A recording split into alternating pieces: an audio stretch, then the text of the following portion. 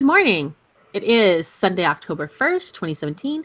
This is the Bitter Knitters TV Attack Edition. I am Jack and I'm joined by Justin. Hey, how's it going? Did you really just say October? I know. Oh my gosh. I know. Like 3 months left of this year. Holy cow, that's insane. But you know what October The means? plus is it means you're closer to Death? well, I was going to say you're closer to the next election year. But Oh. Yes. when you're closer. And death. Which we might get And death. before the election year. I was going to say that could happen first. But October means fall TV. So later we'll talk about some of the shows that have either returned or premiered during the fall and during the last couple weeks. But we do want to go through some news items very quickly today. And we finally have a judging panel for the reboot nobody asked for. Yay. It's going to be bad. I don't think I'm going to watch. Are you going to watch?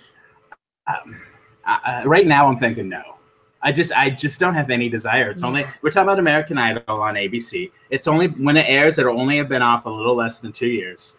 And I hadn't watched for like the last maybe 5-6 years. I hadn't watched the last 2 or 3 seasons, I think it was. Because I stopped towards the end too. It just got tired. It got boring. It got the same. I always think they needed to take time off. I think it should have been longer than 2 years. I think ABC jumped the gun. I don't feel anybody's excited about this, but we do have a panel. What's that? Yeah, go ahead. I was just going to say, I feel like the formula is not going to change. No. Drastically. No, I feel like they're going to stay the same. I mean, they might try to incorporate some of the stuff The Voice has, kind of doing like live voting, but then that kind of screws over the West Coast. So maybe I don't see Idol doing that.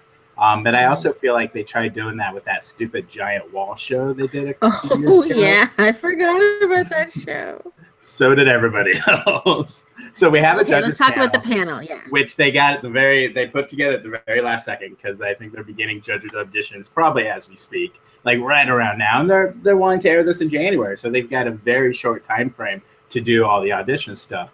And we already knew Katy Perry had been paid way too much to be the head judge at the judges table. 42 million, was it? Something like that. And I feel like that was most of their budget between her and Seacrest coming back. So they had a very small chunk of change for the last 2 judges. And you could tell they had trouble filling it because we didn't get confirmations till this week. And there were a lot of rumors going around. Charlie Puth, Keith Urban, Luke Bryan, Lionel Richie, a couple producers with smaller names. And it looks like we did get joining Katy Perry will be Luke Bryan. Did I say Luke Perry? Luke Bryan. I think that would have been amazing. Katy Perry and Luke Perry. Luke Bryan, who's a country singer, and Lionel Richie, who is Lionel Richie. Yeah. And I feel like Lionel Richie had been in talks for a long time. From the beginning. Like as soon as they got Katy, they were talking Lionel Richie. And then it seemed like something fell through and it wasn't going to happen. Yeah. So I'm waiting for the details of their deals to come out, because I want to see what they're giving Lionel, because I think they probably had to bend over backwards, which I think he's probably the best addition of the 3, in my opinion. Well, he's a true singer, songwriter, he plays instruments, and I'm sure he's produced at, many occasions over the years. And he's got a lot of experience. That was my one issue with Charlie Puth. I'm sure he would have been very cheap, but it was like, are we going to listen? I mean, he's 24, 25, so he's not super young, but are we going to listen to this kid whose big breakout song was 2 years ago? Yeah, when he was had a couple hits. Well, and Lionel was in the Commodores, one of the biggest bands in the 70s. He knows how to collaborate. I just think he's got a lot of cred. And he popped up on the original Idol a couple times too, as like guest judges and as mentors and stuff like that. So did Katy Perry. Katy Perry did a couple. I remember when she did her guest judge and people went wild for her. But I think we're going to see a different Katy Perry. I don't think we're going to see that Katy Perry on the show. I think I just don't think she's going to be very good. We'll see. I mean, maybe she'll be better at being more natural as herself, whereas, when she was on the MTV Awards, she had to read a script. She's not an actress. Yeah. Maybe that's why she was so stiff. Who knows? We'll see. Well, now I'm really curious what the viewership is going to be, because I just can't imagine this being very big. I mean, yeah. Those people, I don't know. I mean, I guess we'll have to see what happens. Maybe I'll give it a watch. I just if it's sob stories, I'm just gonna be sick and not watch. I don't want to see sob stories. I would almost start with the live shows rather than starting the auditions. And then you know what? Once they get on the live show, then you could refer back to their auditions in front of the judges and stuff. I'm sure they'll all be online. So I feel like starting with the live show would probably be better than where with The Voice. I'll watch the auditions and then I'll just stop. And did you see did you see Simon Cowell was saying that he thinks that there shouldn't be any singers on the judging panel, that it should be all kind of producers and actual music makers? I feel like they should have at least one. Yeah. I mean, look, going back to that first season of American Idol, you had one singer and then two people more behind the scenes with Randy and Simon. What? Randy was in Journey. Oh, I'm sorry. He guitared one gig for them on the road. No. Well, he produced Mariah, Whitney. You know, he'd love to name drop. Yeah, I definitely think having behind the scenes people, they've got more to say than I think the artists. And I think that's kind of where they went wrong later on when we got Jennifer Lopez and Harry Connick Jr. and Steven Tyler and what's her name, Nicki Minaj and Mariah, is that I just don't think they had a whole lot to add. Well, I think because a lot of times producers have, you know, they have to be critical and they have to kind of give their real opinion on someone's. So if someone, you know, Taylor Swift's in the studio and she's doing something that doesn't sound good, a producer has to say, no, we're going to go a different way. Whereas maybe a singer or another performer would be like, you know, I can remember being that age and being that desperate, and maybe there's a little more empathy so that they're maybe not quite as harsh as maybe as having one of them on the panel, but I definitely think putting producers, and that's what they don't want though. They don't want no names. They want people that the audience are going to know. But I think that show suffers in the long run for that. Nobody knew Simon Cowell, and most people did not know Randy Jackson. You know, 100%. Paula Abdul was the biggest name on that show. And she hadn't had it in 15 years. No, she had not. She hadn't done anything in 15 years except for a lot of pills. And people loved that show. That was magic. I mean, that was really a good casting of judges at this time. That was a perfect grouping. And I feel like they haven't been able to replicate that chemistry ever since. I think the biggest mistake they ever made was hiring somebody who wasn't even in the music industry. Ellen. Yes. Ellen? 100%. Like, she had no business being there, and she ended up because she was there as a fan, and she liked everything because she felt bad that she was going to be mean. You know what? That should have been in the interview. Like, you have to be constructive. I mean, there's a difference between mean and constructive, but she wasn't even being constructive. No. And she was useless, and it just was like her show. Yes, it was awkward. Oh, did I say that out loud? Hey, you know what the most overrated Halloween movie of all time is?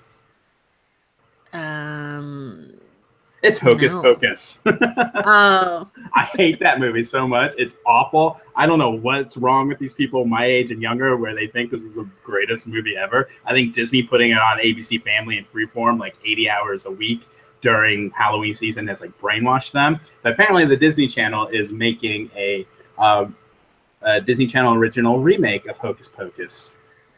Yay! Yay! I don't think I ever even saw Hocus Pocus, the movie. I tried watching it as a kid one time. I hated it. I hated it so much. But people seem to love it on BuzzFeed. Everywhere you look, and I don't understand why people are. Are people just like fascinated with Bette Midler? I don't know. Maybe it's Kathy and Jimmy. I was just going to say, if any of those three show up in this remake, it would be Kathy and Jimmy.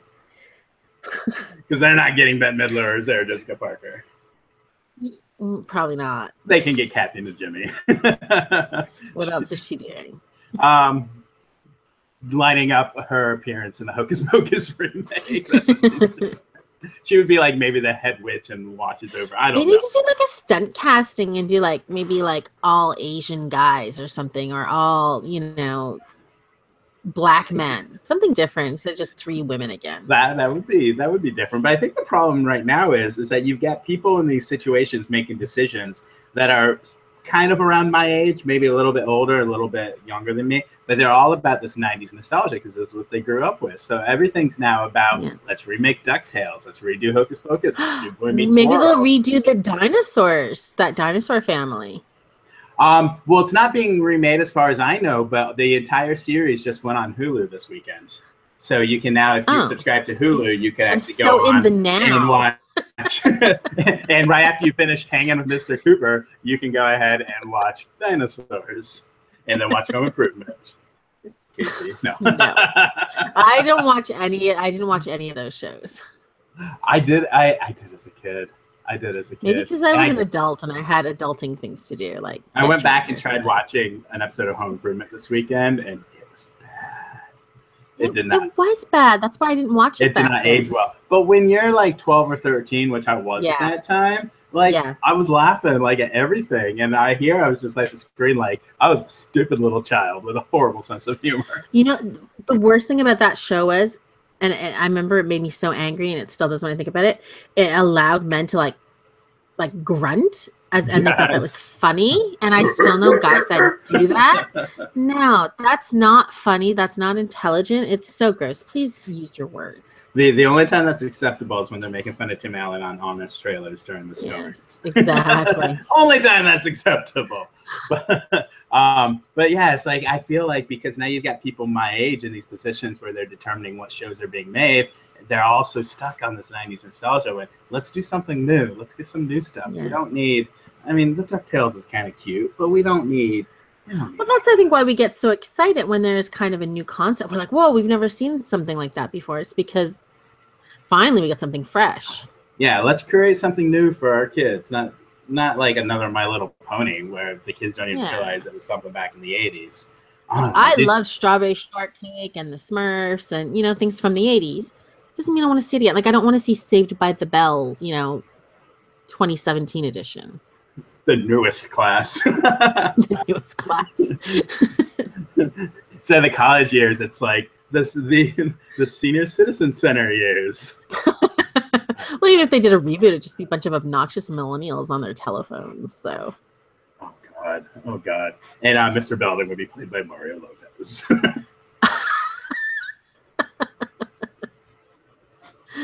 They can't let Screech on the set since he's a perv. No. Mile away. He might do like a every once in a while maybe a Liam Neeson type cameo where he's on the video screen, which the Orville did this week. Maybe. But they have to clear the set off so everyone's gone and they're just two people in the room filming for Screech. But we'll see what happens. We are way off the mark. So let's get back on. Did you see what Spike canceled this last week? They canceled The Mist, which is, I believe, a show you watched, right? No. Yeah, that was a good show. It looked pretty good. It's coming to Netflix later this month, and I was planning on, and I'm still going to watch it when it comes on to Netflix this month, because I thought it looked interesting, and I love the movie. But, it looks like they canceled it after one season. Oh, it had an interesting kind of storyline to it. We never got any resolution on it either. That's too bad. I wonder if part of it is because Spike is changing names come January. And so I don't know if maybe stop changing names, Spike. What were they before? They were the National Network, TNN, then the National Network, and then before that they were the Nashville Network, TNN. Oh yes, I remember when it was the Nashville Network. My mom used to watch that. And then they tried to go away from country. That's when they call it the National. And they're like, we want men to watch our network. Spike, that's a man channel. And now it's going to be the Paramount Channel or the Paramount Network. And and I guess they're booting up and premiering in January under that network's name with a live episode of lip sync karaoke, whatever. But you know what? Stephen King's doing well for himself. Yeah, so he'll get money from other things rather than The Mist. The Mist TV. Yes, I guess. And you know what? Because it has done so well in the box office, right now Hollywood's like greenlighting every single Stephen King movie they can.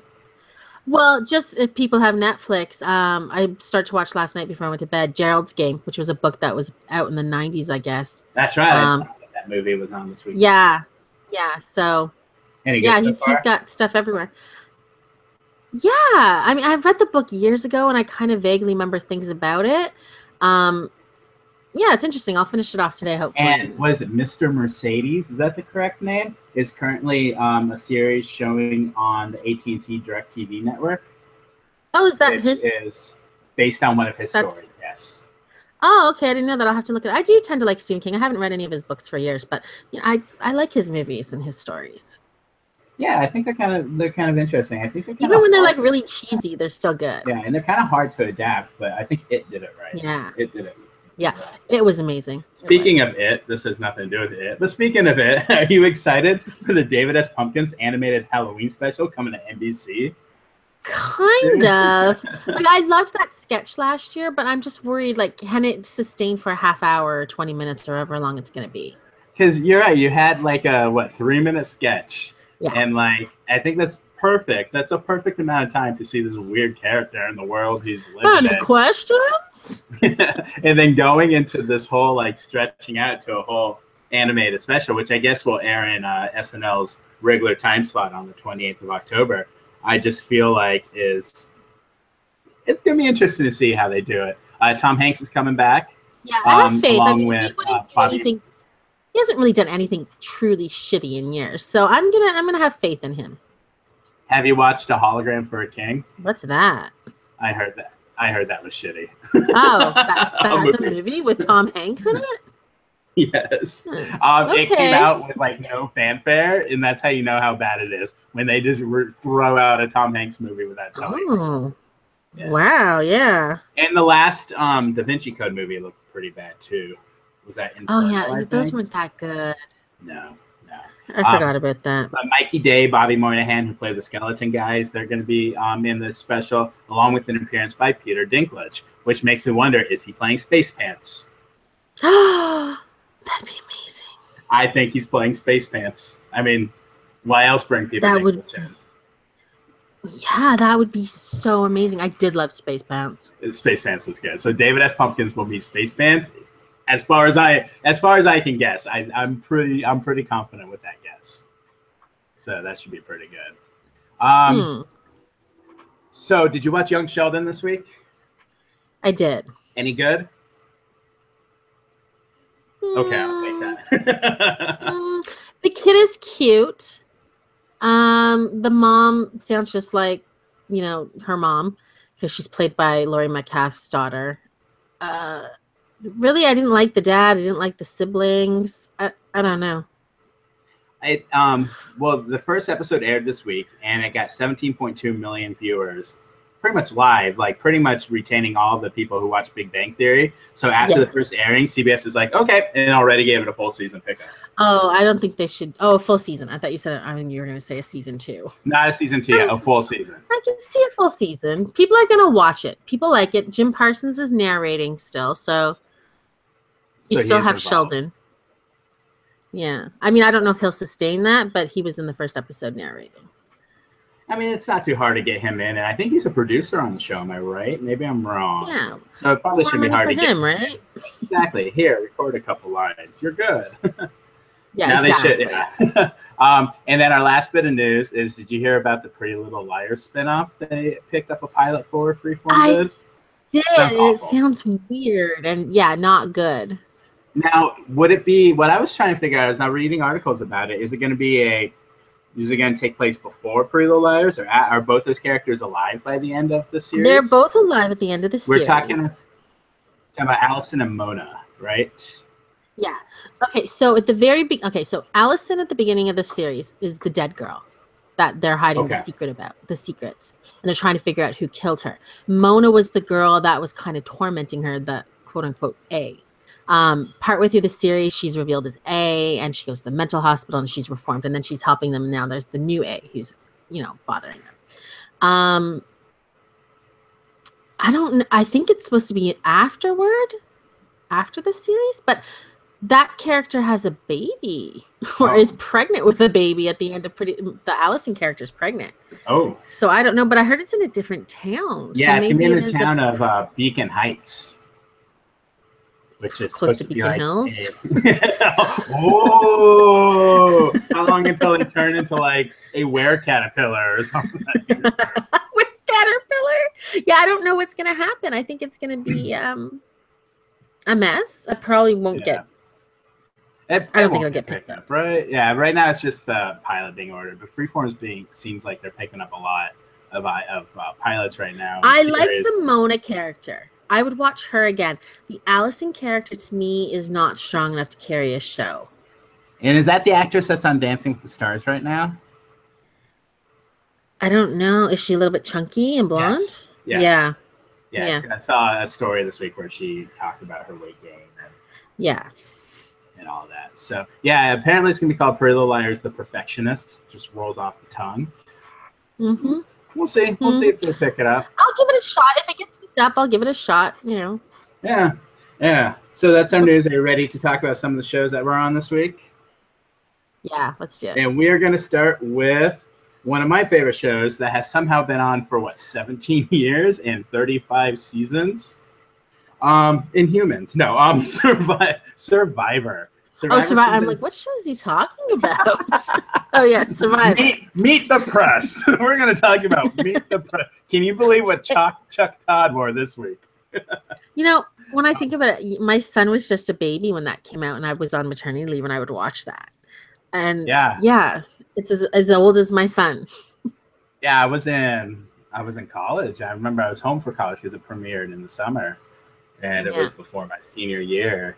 And it was funny because I remember when watching that, I was younger than everybody on the show. Now I feel like I'm pretty much older than most people on the show because they don't like to cast people over the that they would try to beat out. Right? I'd be the grandma, basically. I feel like I've got so many other things going against me that get me the first voted out. So why even bother? Anybody over 40 is essentially the grandma, grandpa. Yeah. You'd be the dad. Well, we saw that. Yes. At 37, I would be the dad. And if you don't have a 6-pack and big chest muscles and hot legs, then you're like just useless. Gross. We'll just hide all that with turtlenecks. No. So this season is Heroes versus Healers versus Hustlers versus Helicopters versus Heffalumps versus whatever H word you can think of. I don't even understand the groupings. No. They're ridiculous. No. They've got people, I'm sorry, a financial analyst or whatever the hell she is. Well, I think it's because she's the mom, right? They're trying to make her the super mom. Or is that I guess. I don't know. They're trying to make that more. And then the Hustlers make no sense at all. Jeff Probst is like, oh, it's because you hustle at life. That's not what a hustler is, you dumbass. When they said hustlers, I want to see pimps, drug dealers, gang members, mafia people, and con men. You can bring in like gamblers and stuff like that. That's fine. Yeah, I guess gamblers. But I really wanted to see like the drugs of society. But instead we got like a bellhop and an assistant to a YouTube person. Yay, hustle.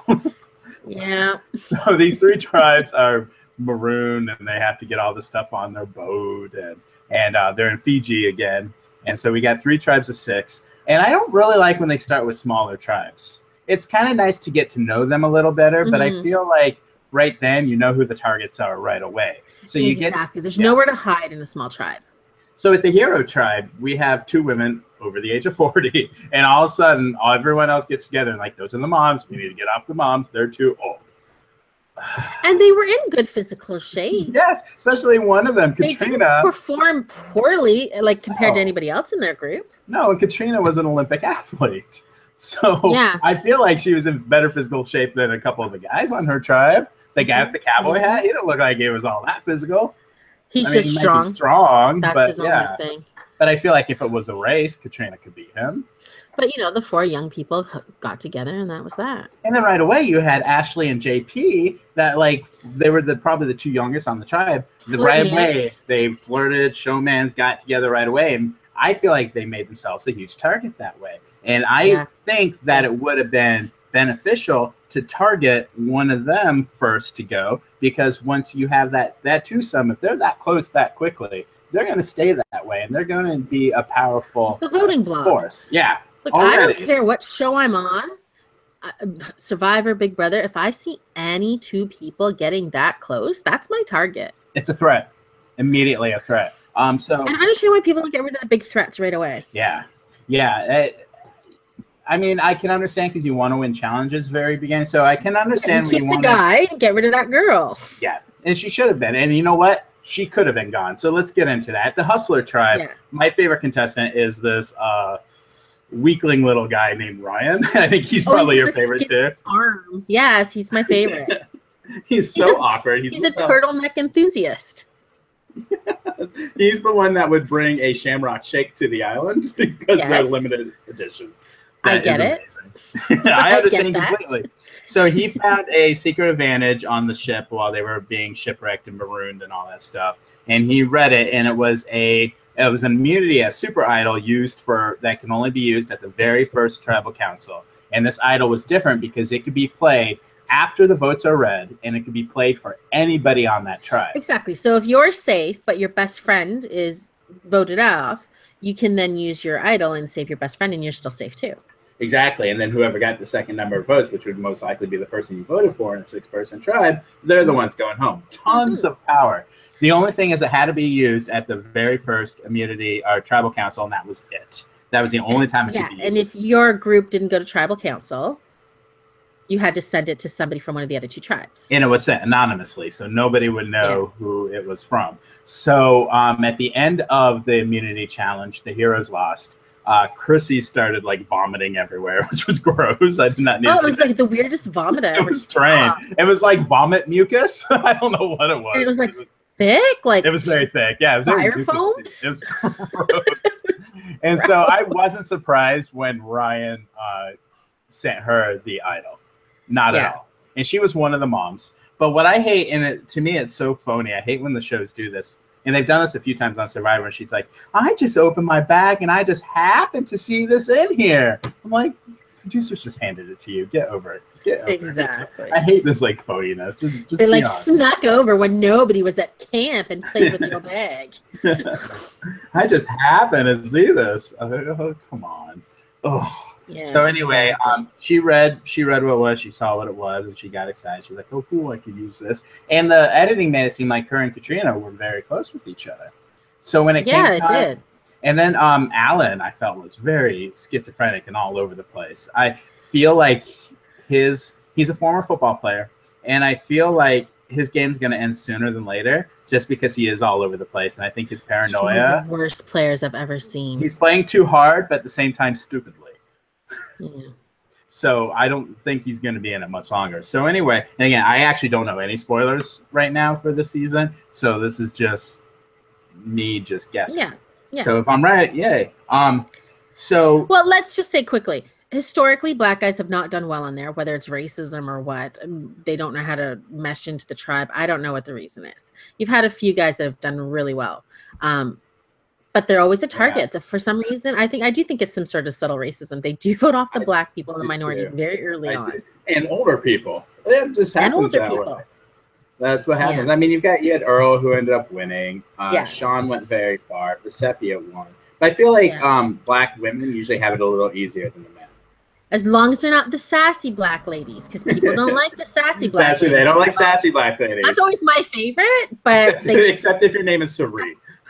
Yeah, but she's not outwardly sassy to the group. That's the thing. She's smart. She's doing it in the behind the scenes. I love her. She's my favorite. Yeah, I love her too. So anyway, they made it look like they were all against Chrissy and Katrina, and they made it look like Chrissy and Katrina were quite close, and that they were planning on voting Ashley. So you would think that Chrissy would then play Katrina gets voted out. So you would think Chrissy would take that opportunity to use that idol on Katrina, so the 2 of them would be safe, sending Ashley home, who's a pair of power couple. And then you only kind of have to get one person to flip. Yeah. I mean, for the next week, yes. And so that gives them 1 extra week. But she didn't play it, sending Katrina home, leaving that idol completely useless. That completely confused me. I did not understand that because I guess it was editing. Maybe we saw something that wasn't there. I don't know. That's one thing that these shows. Did you read I read the CBS interview with Katrina. No, I have not. Such a lame. There's no real depth to their articles. CBS stupid interview. One question: why do you think she didn't use it? And she's like, well, I only found out about it afterward, and we weren't really that close, and it was day 3 before anybody really talked to me. So I guess they weren't as close as we were made to see. And that's one thing that drives me insane about these shows sometimes is that Yeah. the editing like completely can like give Yeah. a completely different story than what's in real life. That's So you know to what? me, it's Just looking, present the stuff. Don't edit it to give somebody a good Yeah. guy edit or a bad guy edit if they weren't. I guess they're trying to make it a little more Exciting. unpredictable and exciting. But I Yeah. want to know actually what's going on out there. So my guess is Chrissy might be a little bit closer to some of the tribe, and Katrina was the outsider the whole time and not necessarily Chrissy. Yeah. I guess we'll see more as the show goes on. As a premiere, it was okay. It was okay. I'm not completely into this cast yet. Yeah. It's See. kind of hard. It's hard for me because right now I've been watching Australian Survivor, and I feel like that season has been fantastic so far with people that are out there to actually play. You get like changing alliances every week and people knowing that it's a game and you need to get ahead in the game. Yeah. So that's been awesome. So it's kind of weird going from that to episode 1 of this with Jeff Probst, who will not shut up.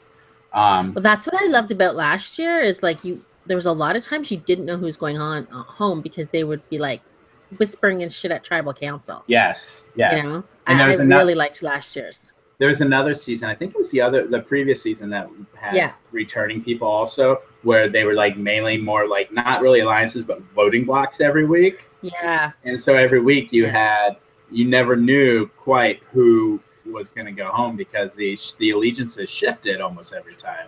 And that I like that. That makes it. Really that was a good season too. I agree. Yeah. So we'll see what happens with Survivor. That's on Wednesday nights on CBS. So hopefully that will pick up, and it was an okay, but hopefully it will be a good season. I'm hoping it will be. Let's go ahead and Survivor very rarely disappoints. Yeah, there's been a few stinkers. I still never watched the finale where Tyson won, but that's okay. I hated Tyson, but that's not one of those like I absolutely quit Big Brother a month before the finale this year. And I've never done that with Survivor. And I didn't watch the finale. And I remember you saying that it was like one of the best seasons at the beginning.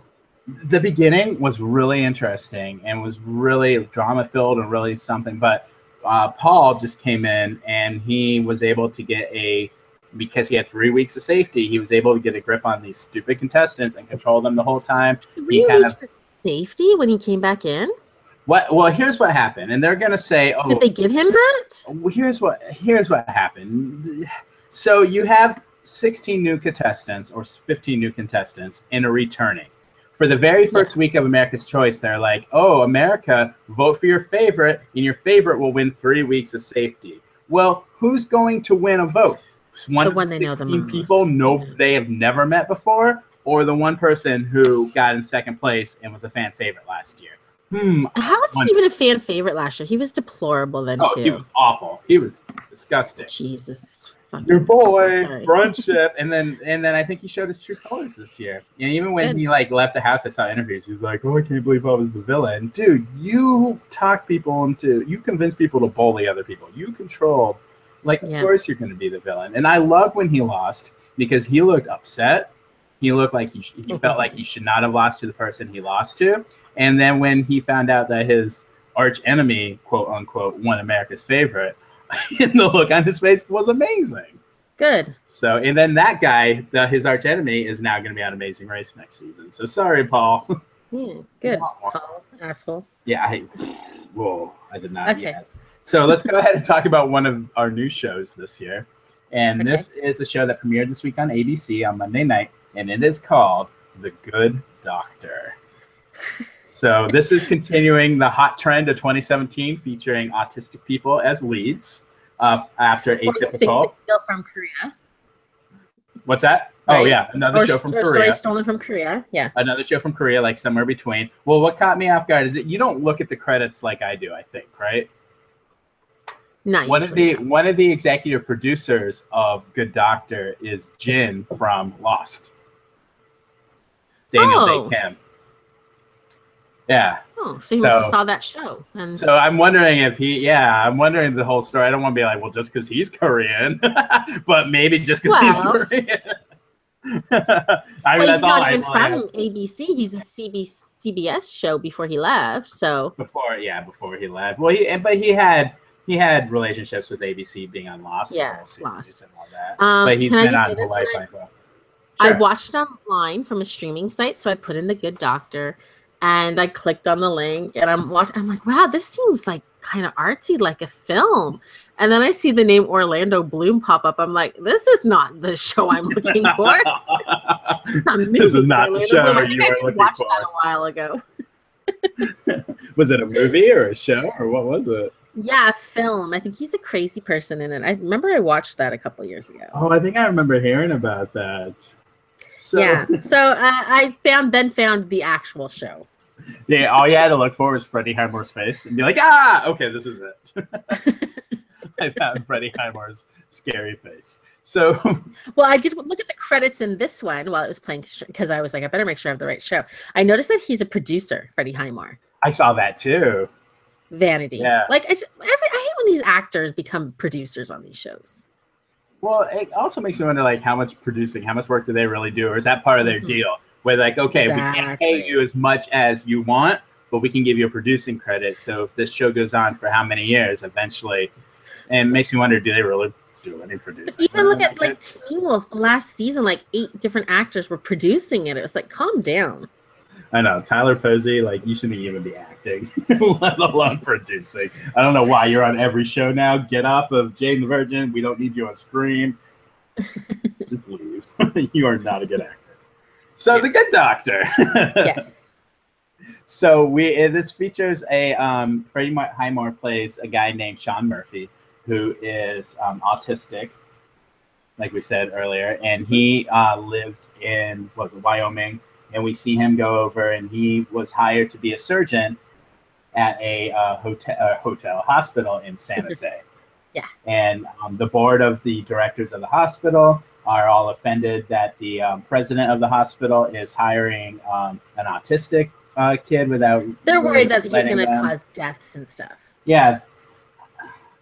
See, I don't know. I felt like that was a little bit overboard. It's like, do you really know what autism is? Well, I think that because they hadn't met him, you know, it was kind of a little, I don't know, prejudice, I guess, for them to just assume because he was autistic, he's going to be like less than capable. Right? Yeah. There's a lot of high functioning autistics in the world that, you know, do their jobs just fine. Yeah. And so he's on his way to the I keep calling it a hotel. To the hospital. He's at the airport, just landed, yeah. Yeah, he landed at the San Jose airport, and they're randomly working on us. Like, why are you working on this giant sign, like, in the middle of, like, with the people underneath? Why wasn't there any pylons blocking off this area or anything? Yeah. They're just working on the sign, and, like, you're right. Everything should have been blocked off. Maybe they should have done this overnight when there was nobody at the airport. But no, they're doing it at the busiest time of the day, and whatever they're working on gets unattached and goes into this huge glass thing, and glass flies everywhere and goes straight into the neck of this little 8-year-old boy who looked older than 8, but they kept saying he was 8. I thought he was supposed to be like 12 or 13. Yeah, but they kept saying 8, which kind of confused me. And so then the mom and dad are freaking out. The mom's like, "Is there a doctor?" And this like stuffy white guy's like, "I'm a doctor." And so he does something, and Freddie Highmore's just standing there watching. And then he notices like the tourniquet or where he put the cloth on his neck on the pressure. And Freddie Moore's like, "Well, just so you know, that's going to kill him. That's not the right place. He's a kid." Freddie Highmore. Oh, and what you didn't see is I was doing the finger thing too. Oh my gosh. You know the finger thing? Yeah. Yeah. Figure it. Yeah. But yeah, and he basically, you know, saves the day. Oh yeah. Makes this contraption with some liquor bottles and which I thought was kind of cool. I like when he went up to the security guy. He's like, "I need a knife." Like, "I can't give you a knife, kid.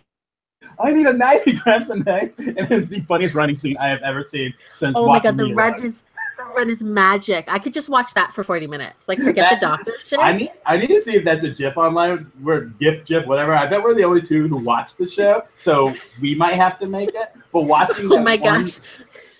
Watching his arms and his legs, I just don't know what he was doing. That was amazing. If that was him in character as Sean running, or if that's just how Freddie Highmore runs. Well, he ran in the Bates Motel, and he did not run like that. So I'm wondering if maybe I shouldn't laugh. Maybe this is a thing like how some autistic people run. Oh my gosh, I could be laughing at an autistic person. But stuff like that, like but I know when I run and all that stuff, I was like, okay, what do I do with my arms? How should my arms be? And all that stuff. I mean, and my leg, when I'm on a treadmill, it's like, what do I do with my legs? So I can understand, like, it's goofy, but that was amazing. That kept me Oh my watching God. the But you know show. what? Little things bother me. So he spent all that time, and they showed you all the time him sterilizing the tubing and the body and the gloves, but then he didn't sterilize the knife he stuck inside the guy's body. I didn't even catch that. That's the stuff I noticed. So man, that's good. You know, so then at the hospital, the board of directors decided that we're not going to hire Sean before we met him, because he was meeting him. He was supposed to be there and he never showed up. They didn't know that not only was he at the airport and dealing with this emergency, but he went in the ambulance with them. And once he got to the He's now hospital, downstairs. they wouldn't let him through. I like that. I like the little montage of the I loved that security guard. That was, I hope we funny. see more of him. The one thing I think was a missed opportunity is I wish that when the female surgeon let Freddie go through with him, I kind of wish we go through with her. I kind of wish we saw the security guard there and saw like and his reaction. I agree. He's with me. I feel like, you know? yeah, I feel like that was a missed opportunity, and I was kind of hoping to get that female surgeon. Did you recognize her? No, I did not. That's Alicia from Misfits. Oh, the one that was with our beloved Simon. Yeah. Oh, it is. I just clicked on her name. I saw her name in the credits because I actually did see her name. I'm like, I know that name, and I'm like, oh my God! But she definitely looks different. She's British. She is British. I never would have guessed that with her. She had a good accent, I thought. She does. She has a better accent than Freddie Highmore. Yeah. Well, I don't know what he's high voice when he talks like this. Well, excuse me. Oh my God. That's who you should be for Halloween, Freddie Highmore. Good. Nobody will understand what I am. Are you just being yourself with those little hand motions? Oh my gosh. It was so good. And then his flashbacks. So they keep flashing back to, I guess his younger days. And his father is not accepting or understanding of his autism, and his brother was so sweet. His brother was a sweetheart, and his dad like snatches this pet bunny out of his hand and like flings it into the wall. I was like, whoa! Oh yeah! And so PETA must have all like fainted around the world when they saw that. Oh yeah, I'm sure. So they took the bunny to the vet, and of course the vet is the president at the hospital, because we already knew at one point that he met Freddie Highmore's character when Freddie was a kid, and so I guess that's where he got to know Sean, because he was the vet in this Wyoming town. So I've got a question for you. How far into the flashbacks did you know that we were going to watch the little brother die, or the other brother die? Because I'm like, right away, I'm waiting for this brother. Like, obviously, the brother's death is going to have something to do with what drives Sean in the future. I think when he was, they were in the bus. Yeah, I'm like, because they're living in an abandoned school bus, and I'm like, this is not going to turn out. This kid is too sweet for this earth. He's too pure, and we haven't seen his brother, or they didn't mention his brother, and I'm thinking that's around the time where I'm like, okay, this kid is not long for this TV show, because when he gave him the little gift of like the little plastic knife, whatever that was, the doctor set. The doctor. I'm like, this isn't gonna last. This isn't gonna last long. And he ends up falling. Was it falling from the bus or something? He was on top of, I guess, a train or a bus or something in a where they're playing hide and seek with a bunch of other kids, and he just fell off. Got distracted and fell off. It was a horrible death. It was all horrible. Twisted and sad. And we got this because what happens is that after they decided not to hire Sean, somebody came in right at that moment with a video of what was going on at the airport. Already viral. It already viral. Already got like 20,000 hits in 20 minutes. So, which didn't say, it seemed like if it was a huge viral hit, it probably would have had more hits, but we'll see. So they decided, they see that Sean is now at the hospital, so they give him a chance, and he does their big speech, like, why do you want to be here? And that's when we get the flashback of his brother's death. I cried.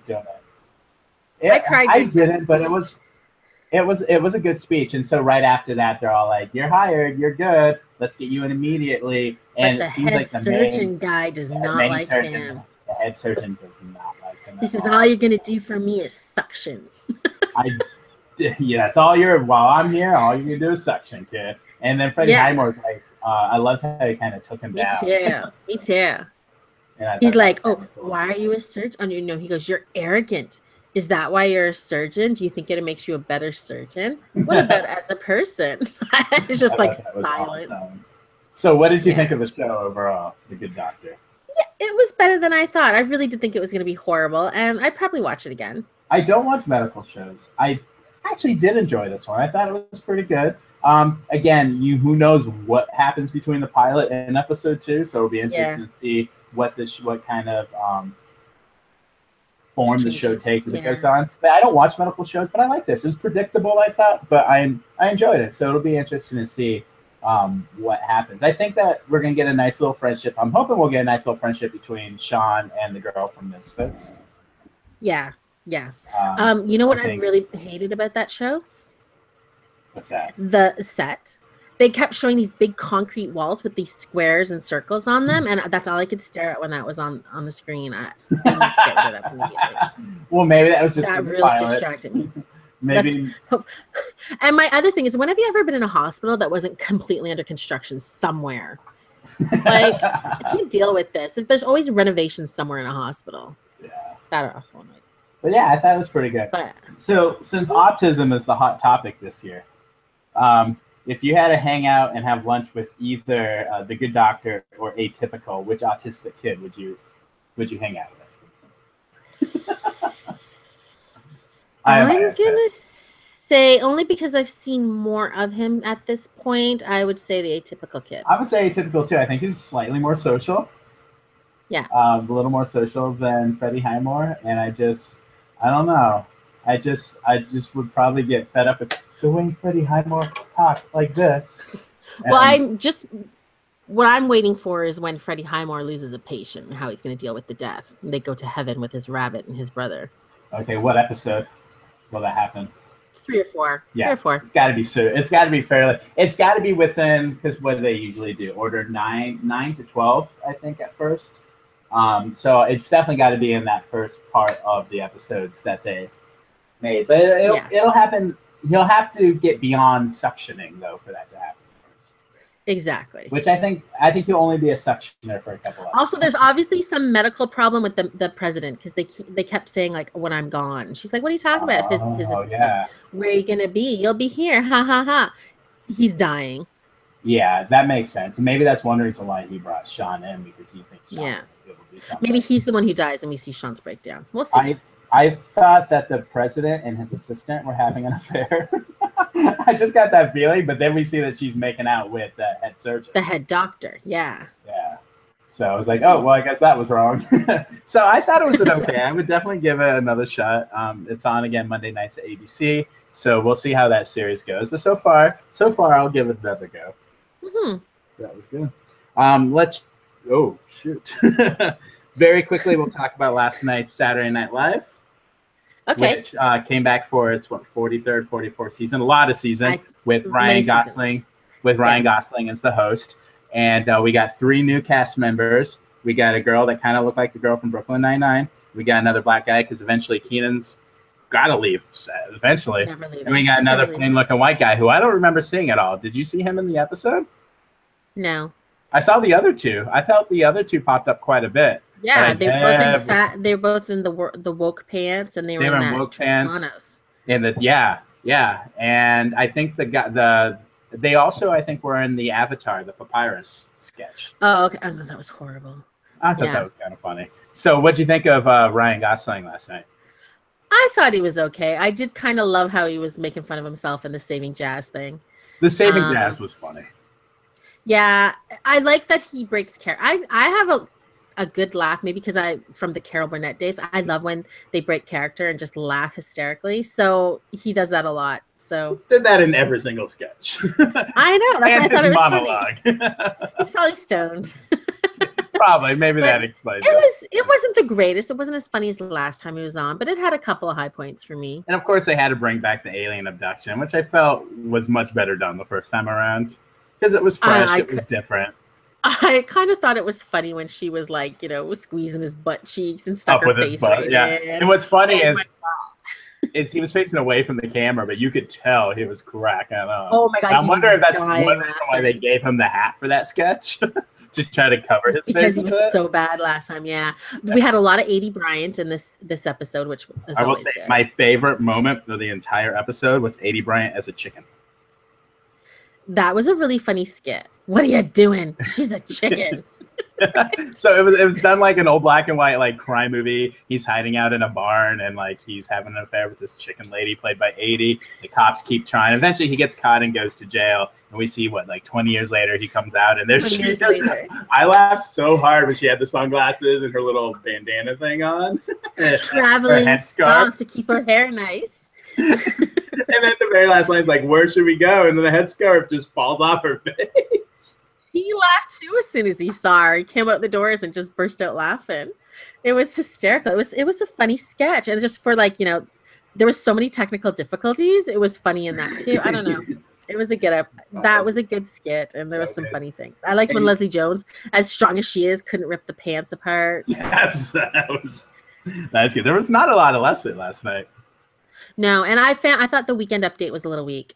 Except I didn't think Angela Merkel was boring. I usually like her. Yeah, I think there was a moment, but with her. But yeah, otherwise it was kind of boring. I don't like the buy a boat guy. That guy just kind of looks like American Psycho to me. I kind of get weird vibes from him, the actor in general, which just makes him perfect for Eric Trump. But I did like there was a McRib joke, which was good. Yeah, that was my favorite part of Weekend Update. That was good, and then of course the cold open was the return of Trump. I did like his phone conversation with the San Juan mayor. Yes. And I think that was the only time, one of the only times we saw that. She's like, "We need help. Please help us." And he hangs up. He's like, "What a nasty woman." With the scary thing is not really far from what really happened. The tweets, yeah. So, I thought it was good. And as much as I dislike the real Sarah Huckabee Sanders, I could always be up for some 80s version of her. I'm okay with that. Yeah. Just give me more 80. All the 80. I hope that when she leaves SNL, and I'm sure it'll be either this season or next season based on the contracts they usually do. I hope she can get like a good sitcom or. Yeah. She hopefully she's talented. Yeah, she pops up here and now, here and then again. She was in the last couple seasons of Girls in a recurring role. Look, we're getting the rise of Rebel Wilson. I know she went away for a bit, but Pitch Perfect 3 is coming back. She's making this movie where she's the lead actress in a rom-com. So, you know, maybe that'll open the door for 80 to be in some sort of rom-coms or, you know, leading woman. Or we could just have more Darby. I'd be okay with more Darby too. I loved Darby. If you haven't seen it, you guys should check out Darby. Okay, so for our last thing that we will talk about today. Well, before that, let's just talk about sitcoms very fast. Me, Myself, I on CBS. What'd you think? Better than I thought. It was okay. It was kind of sweet. I liked the ending. I thought they tried too hard to connect each of the timelines, though. It was kind of a try. Yeah, I don't think I'll watch again, though. I might give it one more shot. Again, I don't understand how that kid turns into Bobby Moynihan, who turns into John Larroquette, but that's okay. That's okay. Even though what's funny is when he was like with that girl as the kid, I kept thinking he was Bobby Moynihan. I'm like, ew, why would you get with Bobby Moynihan? It was weird. I don't know what was going on in my head. The Goldbergs came back this week. Erica went off to college. What did you think of that episode? It wasn't a very good episode, but I have trust in the Goldbergs. It'll be better. Hated it. I thought Beverly as the mom, I felt that she was way not really out of character, just over the top. I felt like Big Tasty was his character was just all over the place. I did not like it at all. And our last sitcom, go ahead. For over the top Beverly, Adam Goldberg's mom really did spend the night in his dorm room the first night. So not really out of Beverly's character. Yeah, I don't know. It was too much for me. Yeah. And then the roommate had this like Valley Girl accent that I found annoying. And that was pretty typical in the 80s. But still, yeah. I just didn't think it was a strong episode. It didn't really make I'm just glad we didn't, even though we had his girlfriend, we didn't have that disgusting ponytail guy. So I was okay with that. You guys, gross. And then one last super quick check-in with the sitcom is Superstore. What did you think of Superstore this week? It was decent. I thought it started off kind of awkward and slow, but I felt like as it went on, I got into it a little bit more. I loved the conversation when they were in the Minion suits. I thought it was really funny. When Jeff came and he had his little toupee. His toupee, yes. I liked when Mateo told him off. Yes. And of course, Glenn. I Glenn don't have a funny voice. I'm Glenn. This is my voice. Glenn was supposed to give a speech for the reopening of the store, and they're like, "But dude, you got a weird voice." Like, "Oh no, I don't." And it's a super high pitched voice. So I like when he was using the voice changer microphone. Yes. He sounded like a serial killer. Yes. Wake up. Wake up. Yeah, it was good. And then that whole scene where he was supposed to stretch out so they could get the store ready, and his speech was like 2 seconds long. It's like Howie Mandel. He's like, "No, I wasn't hired to make jokes." So it started off, the first half I thought was kind of slow, but I did like the second half. I think it picked up. It was good. It was one of the better sitcoms I watched this week. Most of them disappointed me. Speaking of being disappointed, we got just 5 minutes to talk about our last new show of the week, which is Inhumans, which was on ABC this week. It premiered in IMAX theaters at the beginning of September, and now those first 2 episodes with a couple extra scenes premiered Friday night on ABC. Inhumans is based on a comic series, characters that were introduced in the 60s from Marvel Comics, but recently, because Marvel doesn't own the rights to the X-Men, movie rights to the X-Men, they tried to make the Inhumans the next big thing, and it just failed miserably. And this TV show and its ratings is another example of how the Inhumans is never going to happen. And Marvel needs to stop making them happen. So that's my little soapbox rant. It was so bad. It wasn't the greatest. I probably wouldn't watch it again. It felt but I so didn't think cheap. it was that bad. It did feel cheap.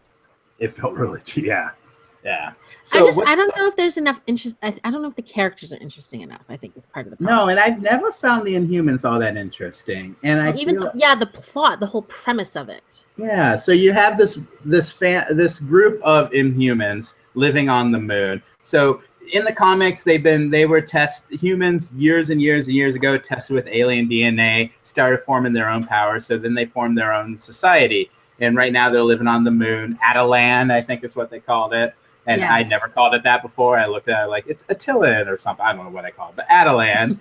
And so what they do is they will give them to this mist called Terrigenesis. And then they go into this mist, and then they come out and they'll have powers. Sometimes they'll be cocoons or whatever, but when they come out, they'll have specific powers. And you've got a royal family. You've got Black Bolt, who doesn't speak because his voice is like, wow, like super loud, can destroy everything. You got Medusa, who's got... Yes, you got Medusa, who's got crazy hair. I think her name was Medusa before she went into the tube.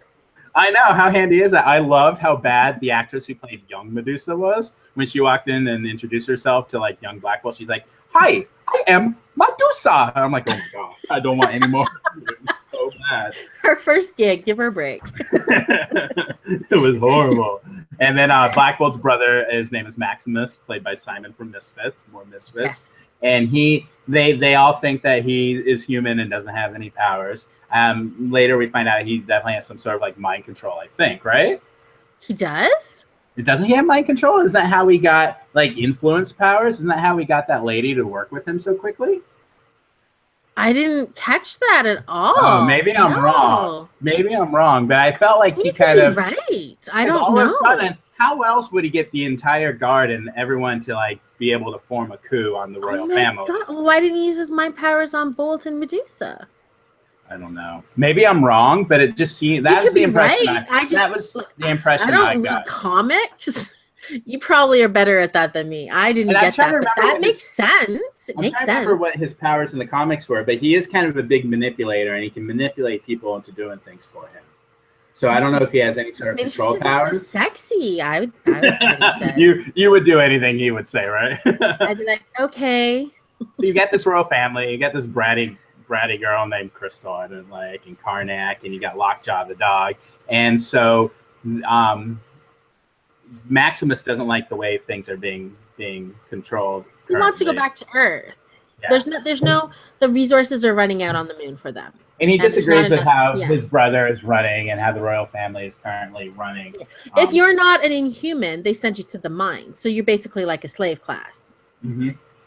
Yeah. Which that's part of the thing. Like, I know he's supposed to be the bad guy, but he makes a lot of good points. Like, they're running out of resources. Why should these people be slave class? What makes you better just because you're an inhuman? You know, I kind of agreed with maybe he does have mind control. And the thing is that doesn't make sense though. It's like you get these people that come out and like, oh, you still look normal. You don't have anything obviously obvious. Let's send you to the mine. It's like that one young guy. And then all of a sudden Ramsey, Maximus touched him, and all of a sudden the guy went in a seizure psychic and powers, kind of gave psychic type predicted the future. Future telling, yeah. And so he obviously does have powers of some sort. And I wonder if the same thing is because you can't with Maximus, if it is like mind control or those kind of powers, it's not something you can tell very easily from the outside just looking at someone. So that's kind of, maybe I'm wrong, I don't know. So he does a coup. He sends Black Bolt, Medusa, Karnak, and Gorgon's already there, down to Hawaii, down to Earth. Filmed in Hawaii. Yeah. It looks beautiful. It looks beautiful.